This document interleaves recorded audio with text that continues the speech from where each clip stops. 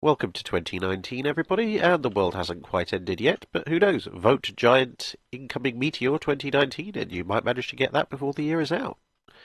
But since it's the first of the month, that means Patreon question time. So, starting off with this one. Avatar73 asks, chains in weird places, can you please tell us what the purpose of the chains are in the attached pictures? And you can see here a picture of the October Revolution. He also says this appears on some other models, including the recently released models for other Russian battleships, which Wargaming have previewed for World of Warships. So yes, indeed, what are these secondary chains, which, as you can see now, actually go all the way around and under the ship? Well, first things first, they're not a uniquely Russian thing. You can see here similar chains on the USS Missouri, that being BB-11, the first one, not the Iowa class. So what are they? Well, they are called paravane skegs. And most of you are going to be going at this point, yes, thanks, Drac, very nice. What the heck are you on about? Well, a skeg is a small protrusion from a ship that supports something, in this case chains, obviously. And a paravane is a rather interesting little bit of technology.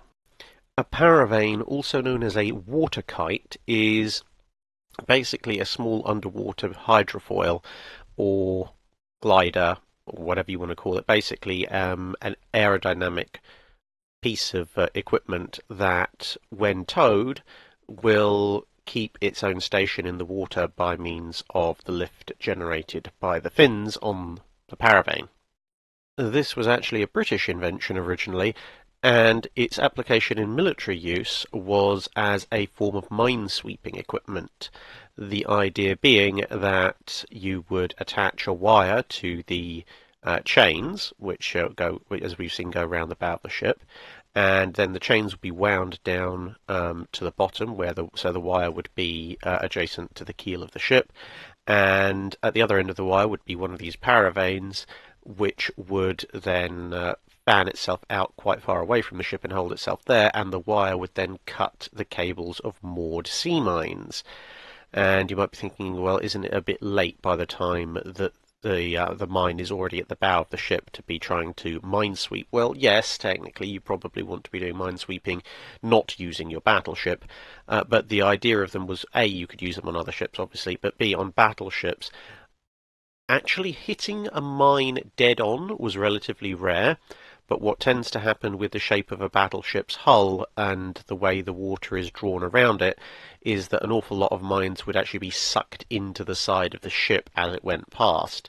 So the idea of a paravane at the bow of the ship, which would then cut the mooring cable there and then, was actually not so bad an idea, since it meant the mine would be cut free and visible before hopefully it got sucked into the side of the ship. So that's why it was installed on some battleships and more commonly on other ships as well. And they're still used in minesweeping today in some ships. So there you go.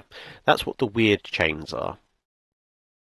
Brad asks, can you shed some light on the handover of the Austro-Hungarian Navy to the soon-to-be Yugoslavian kingdom at the end of World War I? Since sources tend to be rather thin on the ground, at least in English, and the Italians showing up expecting to see some prizes and finding out they are now property of supposed allies seem to be a rather funny sight.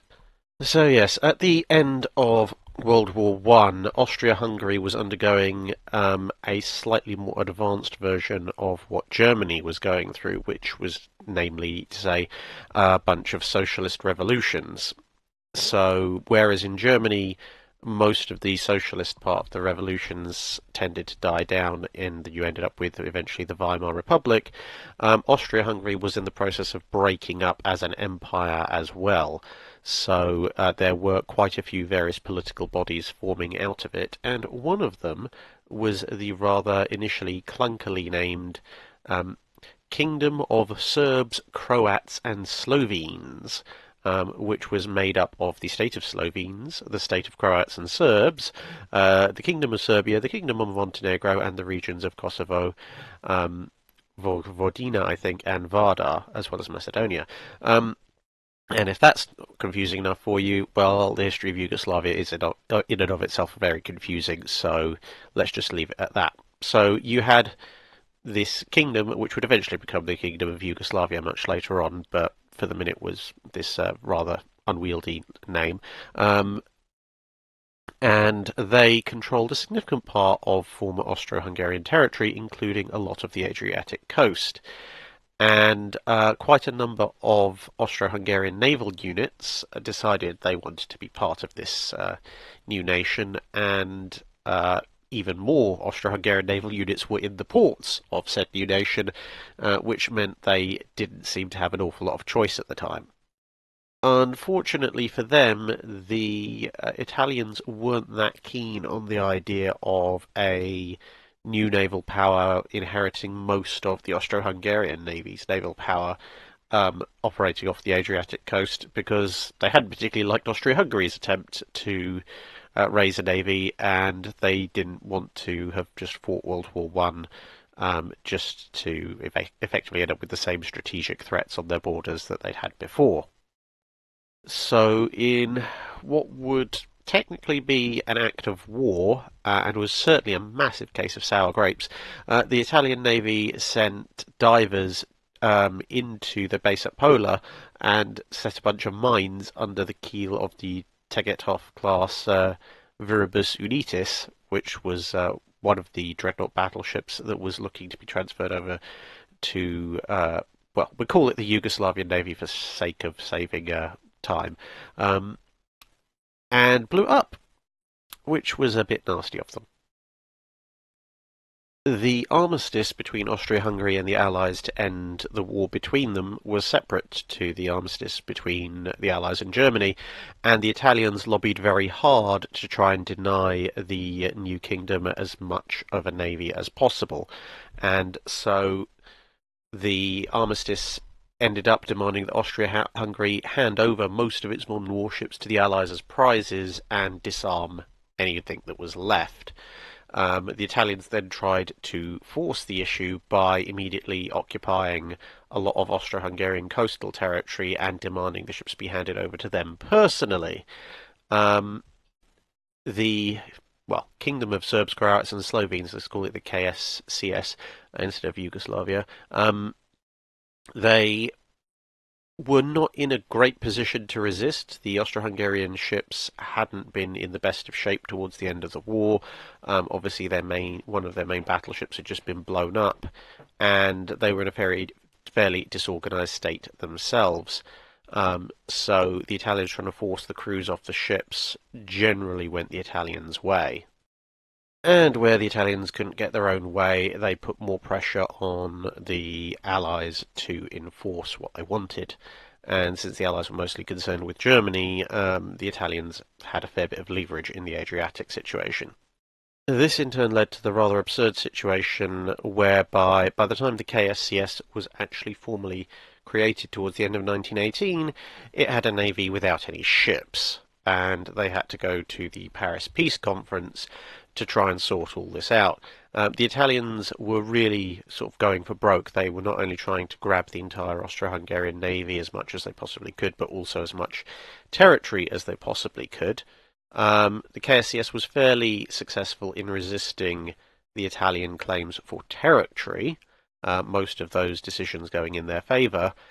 However, they asked for quite a bit of control over the former Austro-Hungarian Navy as well, initially looking for something like 50 to 60 ocean-going warships, and they didn't get that because, again, the Italians were on the winning side. They lobbied quite hard that this would be a threat to their security, and even a downgraded claim that only asked for 2 cruisers, 6 destroyers, a couple of dozen torpedo boats, and a handful of submarines was also rejected.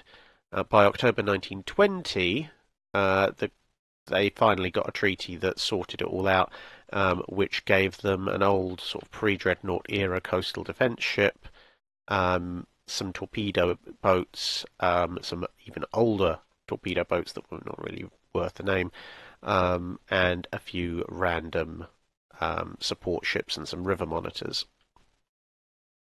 But the Italians were also done out of any real gains, since the vast majority of Austro-Hungarian warships, as we said, at the end of World War One had not been in the best of shape, and with the crews either forced off or knowing that their ships were probably not going to the KSCS, they weren't particularly motivated to keep them maintained afterwards either.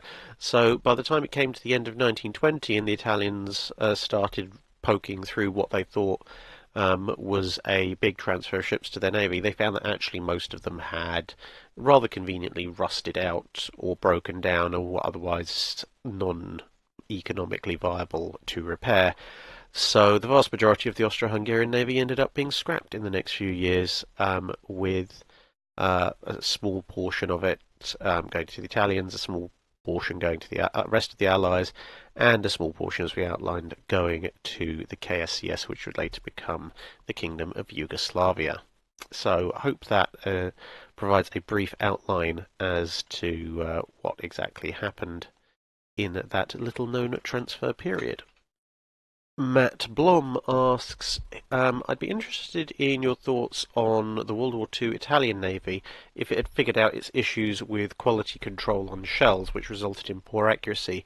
Could this have affected some of the battles Italian capital ships were involved in, and made a difference, since it seems Italian ships tended to disengage rather fast in any case? The answer there, I think, is yes. It certainly could have made a lot of difference. The Italian Navy was quite a powerful force, and although the Royal Navy committed significant forces to the Mediterranean, obviously it had a lot of important commitments elsewhere. So, whilst the Italians, somewhat in common with the Germans, seemed to refuse to engage or refused to want to engage with superior naval forces, the fact of the matter was that quite often they could achieve technical local superiority, at least for a while, and then when reinforcing Royal Navy vessels brought the forces up to parity or near parity one way or the other, they tended to withdraw. But as you say, in part this was because the Royal Navy had a habit of actually hitting the Italian ships, whereas the Italian ships, in a lot of cases, struggled to hit the British ships. Now, the reason I say it could have made a fair bit of difference is because the Italian guns, by and large, were actually pretty good. And as you mentioned, it was the shell quality control that was horrifically bad. A lot of British captains, especially cruiser captains, describe engagements with various modern Italian battleships, especially the Littorio class, as having Italian 15-inch shells land hundreds of yards in front of them, behind them, either side of them, but never actually hitting them because the spread was so horrifically wide. And a lot of them at the time thought, well, we're doomed, we're straddled, they've got the range, we're going to get hit, and Town class or Leander class is in no way, shape or form designed to withstand a barrage of 15-inch battleship fire. But those hits never came because the Italian shell quality controllers basically turned their broadsides into gigantic shotgun effects, and sort of 10 plus miles there wasn't really much chance of actually hitting anything, even if the shells were landing somewhere in the general vicinity. So if those shells had actually had decent quality control, and therefore that final part of the spread of shells had been relatively accurate, then I suspect it would have made an awful lot of difference to an awful lot of battles, because all those incidents where you had Royal Navy ships being repeatedly straddled but not sustaining any damage apart from splinters, a lot of them probably would have ended up with ships taking hits. And as I said, cruisers are not designed to stand up to battleship gunfire. The Royal Navy probably would have lost a fair number of ships, or at least had them heavily damaged, and that probably would have given the Italians the confidence to engage in more prolonged gunfights, or in gunfights at all, when the Royal Navy battleships showed up, which again would have been a fairly interesting fight, since most of the Royal Navy battleships present in the Mediterranean were either old or modernised Queen Elizabeth and Revenge class versus the newer Vittorio, Veneto, and Littorio class ships.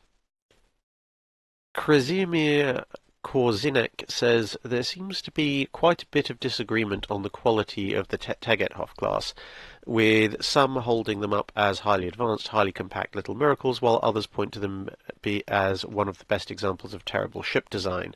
Sven Istvan's particular politically mandated flaws aside, do you know anything that could clear that up a bit? So, for those of you who don't know, the Sven Istvan, which was one of the four Tegetthoff class, was built in a Hungarian shipyard, basically because otherwise the Hungarians would have protested that the whole class was being built in Austrian shipyards. Because Austro-Hungary was quite the fractious little empire. So, as a result, this Hungarian shipyard that basically had no business building a dreadnought battleship was given the contract, and they kind of screwed it up a bit. So Sven Istvan was not the best performing of the Tegetthoff class by a long way. But anyway, that aside, the problems with the Tegetthoff class were many. Well, let's not beat around the bush on that. But at the same time, you've got to remember this was a dreadnought class of battleship being built by a nation that had never built a dreadnought class of battleship before, and indeed hadn't built that many battleships, period, was not particularly known for its seagoing naval tradition, with the Battle of Lissa aside, and really couldn't genuinely afford it, this being Austria-Hungary. So the fact that they came up with a design like the Tegetthoff class, which had a number of advances like the use of triple turrets, was actually quite the achievement for them. But as I say, at the same time, they didn't really have that much of an idea of what they were doing compared to the more experienced shipbuilding nations. And so various errors, mistakes, etc. would have inevitably creep in, along with inefficiencies, kind of like German ship design in the run-up to World War II. Now, that said, they as we said before, they did have problems. They had problems with ventilation, they had problems with stability, they had problems with things being in the wrong place, and of course, as we mentioned, some build quality issues as well. But a lot of these issues were to do with the implementation of the design rather than the design itself.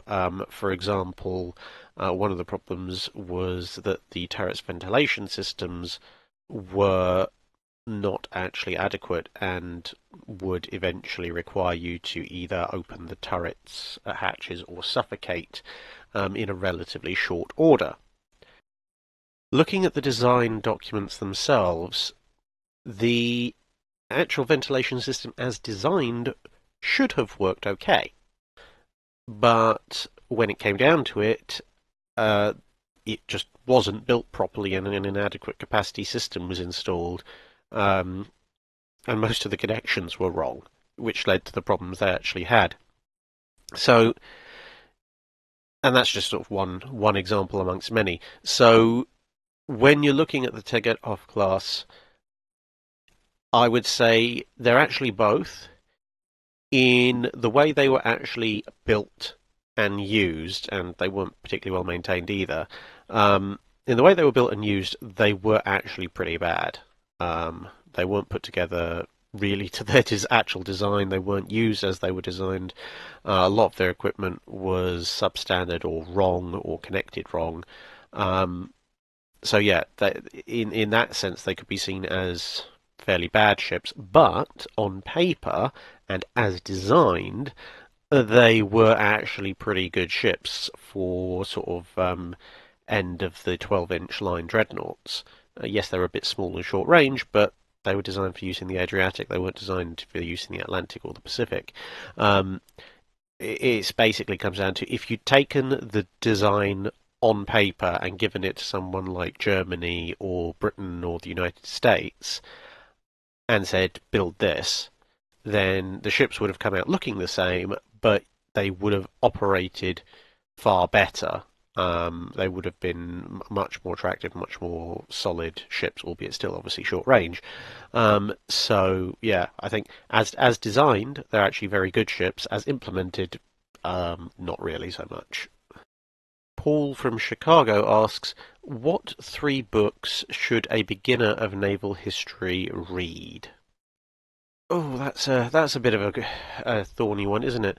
Um, well, obviously, any book you want to read, it should contain a reasonable amount of detail, but you also don't want it to be too dry and technical because for a beginner, um, all the dry technical details are probably not going to mean anything. Will just make the thing boring. Um, and also naval history. It's like, where do you start with that? Are we going to look at Roman naval history? Are you going to look at Tudor naval history, Victorian naval history, battleship era naval history, aircraft carrier era naval history, or what? um, so yeah, it's a very big question, but assuming that we're looking at the era in and around the period that this channel mostly covers, I would say probably Conway's History of the Ship. It's a 12-volume set, but basically it's in vaguely chronological order, so sort of pick the three that um, cover the era period that you want to start with. They're a pretty good starting point. The three that I'd pick out of there for what most people would consider to be the bulk of naval history would be The Line of Battle, which covers, unsurprisingly enough, wooden warships from sort of the 1600s through to the 1800s. Then you've got Steam, Steel, and Shellfire, which takes you through the steam fleet into the ironclad era, and then the rather helpfully named Eclipse of the Big Gun, which covers the gun era.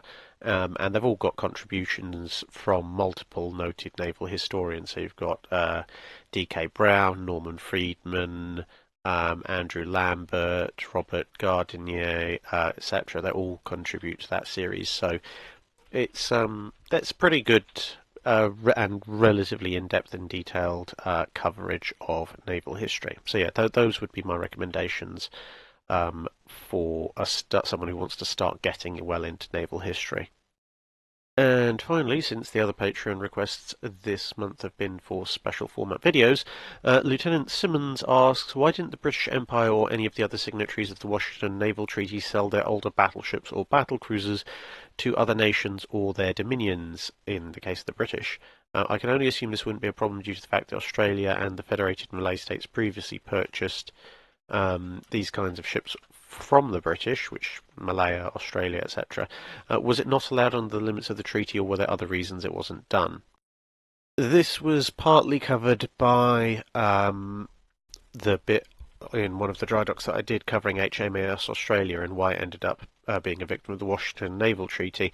But in brief, it amounted to a series of factors, partly especially with the British, was that the Dominions decided to let the British speak for them, and so the Dominion navies got roped in under the general auspices of the Royal Navy when it came to limitations on capital ships, rather than being counted as nations in their own right, like France and Italy would be. So there was that. Also, the fact that pretty much everybody had been hit quite badly by World War One financially, with the exception of the United States, so that there was a general economic downturn in the early part of the 1920s, which meant people weren't really interested in purchasing capital ships, and even if they were, they didn't have the funding to do so. So a lot of ships would end up being scrapped that way anyway. And lastly, would be the fact that even with the Washington Naval Treaty limits, because capital ships had advanced so rapidly to the point that you had things like the Nelsons, Colorados, and Nagatos being the front line units, and things like the Fusos, the Standards, the Queen Elizabeths, and the Revenges still being retained by the major navies, it meant that the ships that were looking to be gotten rid of were things like the older British 13.5-inch gunships and the American and Japanese 12-inch gunships. So they were capital ships, but they were very definitely not capital ships that could stand up to the newer battle lines of the major navies. So apart from just general showing off issues, there wasn't really much justification for having a ship of that kind of capacity, and as I say, but they couldn't afford any of the newer ones. As I mentioned in the video, in the Drydock episode where I talked about the Australia, if some of the smaller nations, and especially the British Dominions, had decided to play it a bit clever and actually represent themselves at the Washington Naval Treaty and argue for their own small capital ship fleets, then in theory they could then have purchased modern capital ships from Britain or America or whoever to boost their own fleets up. But I suspect, as I said again in that section on the Australia, I suspect that if anyone had tried that, although it would have been legal, the other naval powers would have seen through it and then started playing around with the terms of the treaty to stop things becoming horrendously unbalanced. Because, if you had something like, say, half the dominions going, well, we want a couple of battleships of our own, and then it ending up being that there were sort of 6 or 8 Nelson-class or Nelson-class derivatives built, with most of them parcelled out to the Royal Canadian Navy, the Royal Australian Navy, etc., everyone would know that those navies would come to Britain's assistance in the event of a war, which would then leave everybody else very badly outgunned. And I don't think any of the negotiators would have been that silly.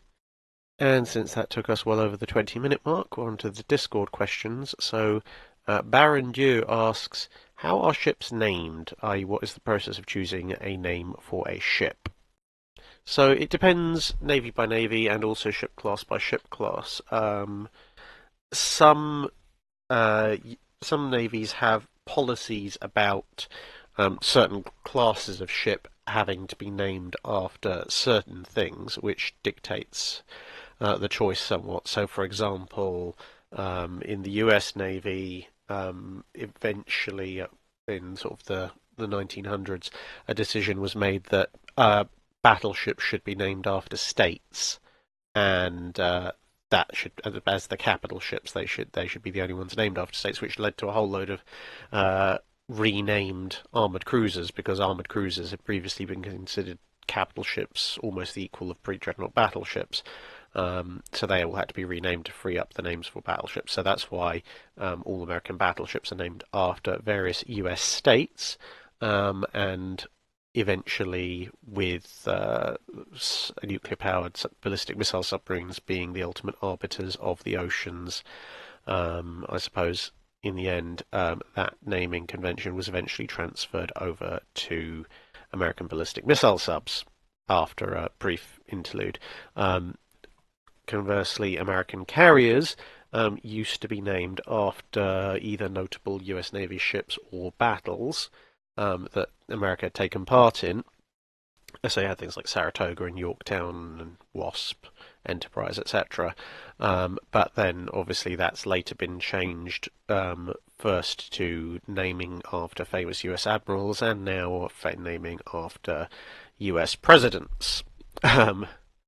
No comment on that. Although, having said all that, I also just remembered that recently the American Navy started naming attack submarines, starting with the Virginia class after states as well. So I guess that tells you where they see the real arbiters of sea power being. Lesser ships, some navies name them after famous naval personnel, some navies just choose a theme and run with it, and it can vary greatly. I mean, we've talked about the Amagi class yesterday, so the Amagi class, they're all named after mountains. I guess you could therefore call them the mountain class, but not technically. German battleships in World War II were named after famous admirals or statesmen. The British just tended to pick a theme for a specific class and run with that. So you had the R class where it's just all there. Let's use all the cool names beginning with R, or the town class cruisers where it was a case of okay, well, it has to be named after towns and cities. County class named after counties, tribal class named after various tribes, and so on and so forth. So yeah, basically it's a case of is there any kind of precedence within that particular navy for this particular type of ship, and if not, then it's usually a case of, well, pick a theme and we'll pick names on that theme for that class of ship. And of course, because warships are so expensive and such visually representative, almost avatars of their nation, it tends to be both a military and political process, with the larger the ship, the more the political involvement becoming. So you did have the rather interesting factor of at one point in the run-up to World War One, Winston Churchill tried to get one of the Royal Navy's latest battleships, named the Oliver Cromwell, only to be told in no uncertain terms by the King that he was not having any of his ships named after a regicide. So there you go. Personally, on a side note, I think the US Navy might have to revisit its carrier naming policy fairly soon, because they've done the Reagan, they've done the, I guess, Bush Mark One, which means that with the Ford-class carriers being built, they are basically run into an issue where once Enterprise is built, they've got a choice of Clinton, Bush to Obama and Trump to name carriers after, and they're building more than 4 carriers. So, yeah, I think the controversy over any of those choices is probably going to make the US Navy possibly go back to some other form of naming convention. Whether they go back to admirals or famous ships, I don't know. Personally, I'd kind of rather like them to go back to the World War II and pre-World War II naming conventions, because I think having a Yorktown or a Saratoga or even an Essex, to be honest, would be quite cool. Wasp, maybe. Life Beyond Living asks, was there anything special about American radar during World War II, naval radar particularly, that made it so much better, or was it just the US having more money and brain power to throw at the problem? To be honest, it depends entirely what part of World War II you're looking at. Um, in the earliest parts of World War II, American radar really isn't that good. I mean, you've got the CXAM-1 and a few minor developments from it, but at the same time, the Germans are using SeaTac and its successors.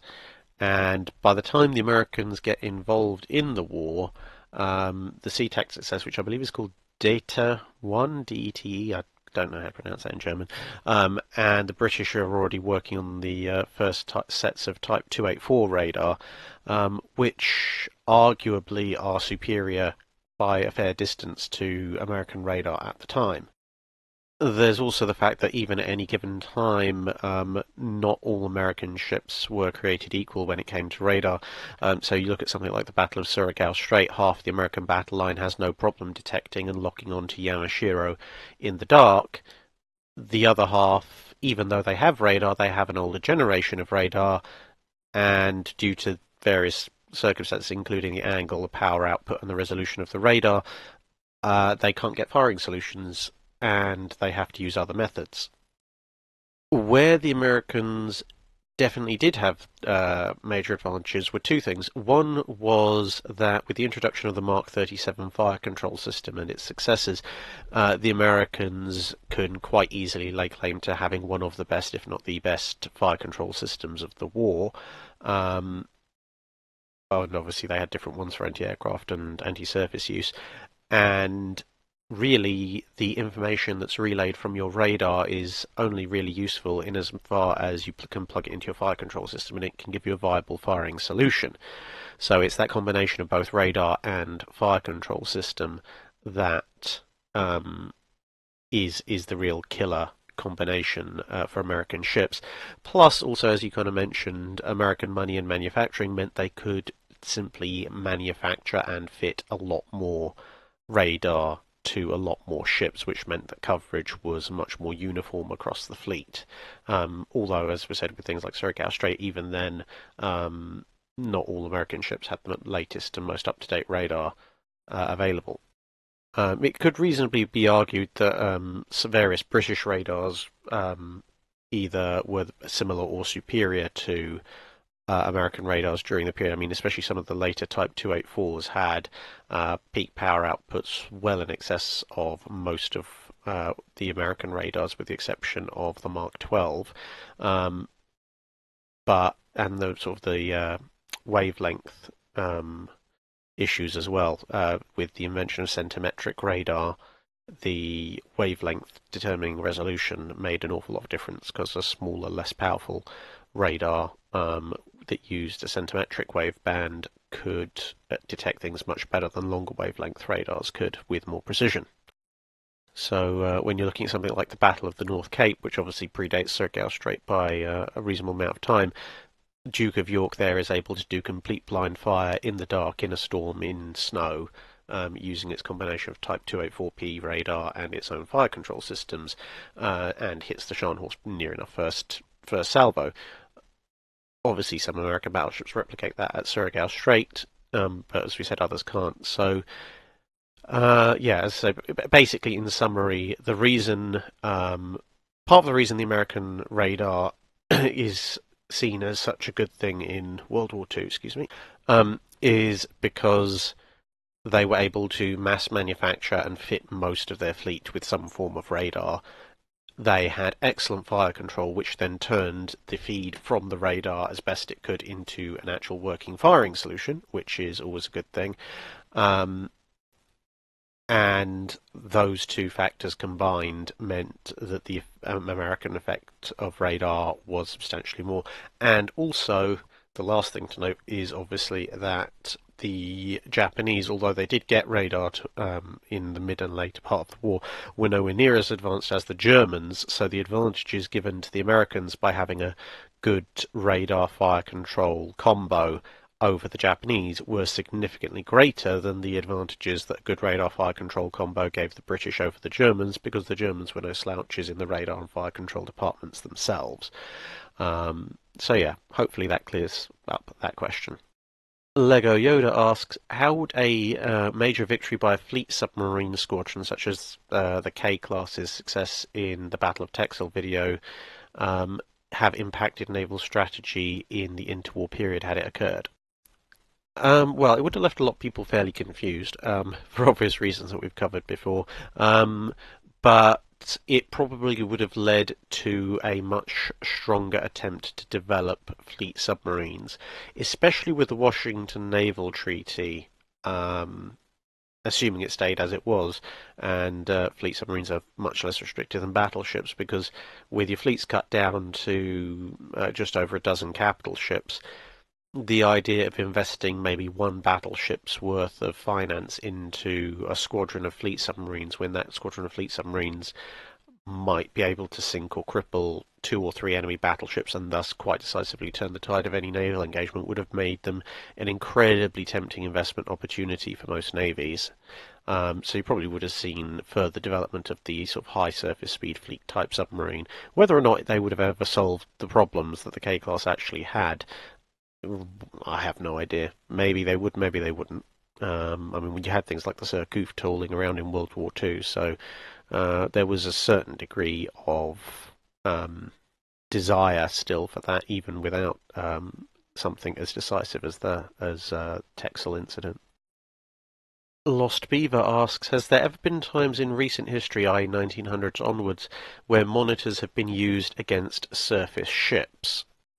Well, outside of things like the ex-battlecruiser Goeben ambushing a bunch of Royal Navy monitors, in which case obviously they had to try and defend themselves, not very successfully, I might add. But anyway, in terms of actual deliberate offensive use of monitors against surface ships, there have been a few incidents, not that many, but a few. One of the more notable ones was SMS Königsberg, which was the 1905 version of the ship, since there have been many Königsbergs in German naval service.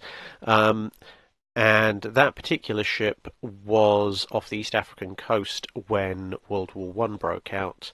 It was chased by British cruisers um, into a river and on the East African coast, but the British cruisers, having a deeper draft than the Königsberg, couldn't follow her up the river, and so they set up a blockade and waited until two monitors, the Mersey and the Severn, were sent from the UK, and obviously with their shallower draft they were able to proceed up the river into range and damage the Königsberg badly enough to force the crew to scuttle the ship. So, yeah, that was one use of monitors against surface ships after 1900. And a final question, Nathan Brattain asks, I've read the United States Navy had considered modernising the Tennessee class armoured cruisers after World War One, but didn't do it due to expense. Could you shed some light on what was actually planned and considered? So the Tennessee class were the last armoured cruisers built by the United States Navy, and they finished the war in a bit of an odd position. Their extremely numerous 6-inch and 3-inch guns had been taken off for arming various merchant ships, but this left them with an armament of 4 10-inch guns in a pair of twin turrets. They had been very heavily armed for armoured cruisers, and before the rise of the dreadnought battleship and the battlecruiser had actually been rated in some circles as second-class battleships.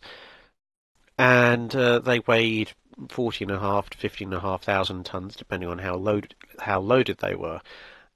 Now, when it came to the end of World War One, they were in a bit of an odd position because most armoured cruisers from most navies had either been sunk or badly worn out by service in the war. So they were quite happy to get rid of them and replace them with the newer heavy cruiser type designs that were coming down the line.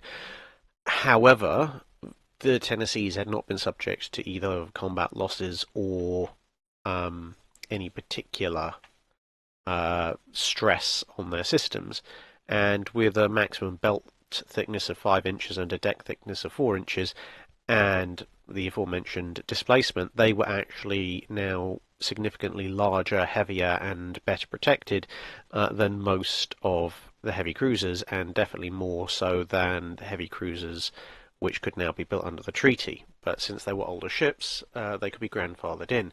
Their only real weakness was obsolete guns and their low speed of 22 knots.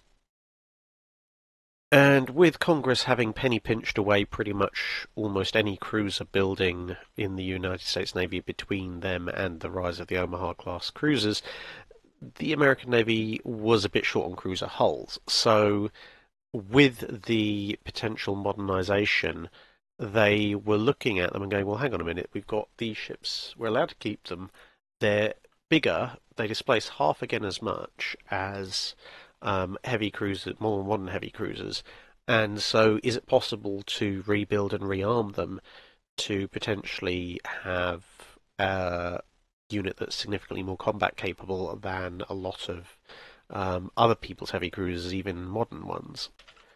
So the plans were quite extensive. They wanted to flare the bows to make them a bit drier. They wanted to convert them to oil firing, change the vertical triple expansion engines to turbines, obviously more modern boilers, and all of this was thought might bring the ship's speed up to 26, 27 knots, which would be at the lower end, but still a useful speed, certainly faster than most battleships at the time.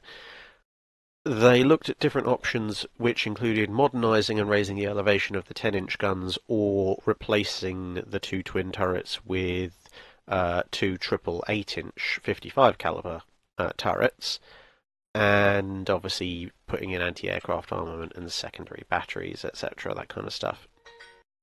Now, although that would still give them a lesser armament than, say, something like a Pensacola class, which was just being built at the time, compared to something like the Japanese Alba class, they would be comparatively armed and as said before, they would be significantly better protected. So there was a possibility that they might be useful in certain circumstances. But in the end, as it turned out, the cost was quite high.